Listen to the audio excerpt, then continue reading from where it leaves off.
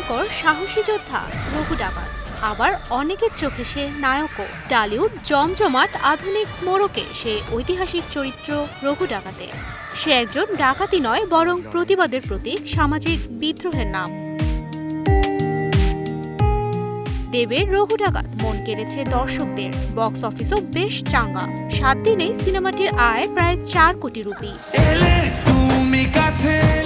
এ সময়ে ট্রেন্ডিংয়ে থাকা রঘু ডাকাত চরিত্রে বহু আগেই নাম লিখিয়েছিলেন কিংবদন্তি কিশোর কুমার। তবে সেটা দেবের মতো অ্যাকশন সিনেমা নয়, কমেডির ধাঁচে বড় পর্দায় এনেছিলেন রঘু ডাকাতের গল্প।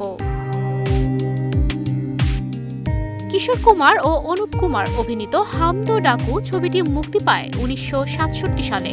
শুধু অভিনয় নয়, সিনেমাটি পরিচালনাও করেছিলেন কিশোর কুমার।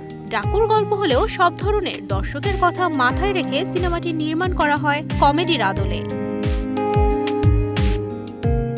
এই ছবির জন্য কিশোর কুমার নিয়েছিলেন বিশেষ ট্রেনিং, আলাদা করে শিখেছিলেন ঘোড়া চালানো।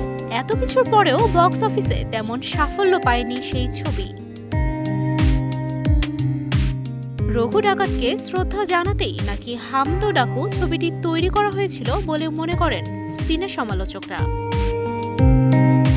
তুবাইশি বুশরা, স্টার নিউজ।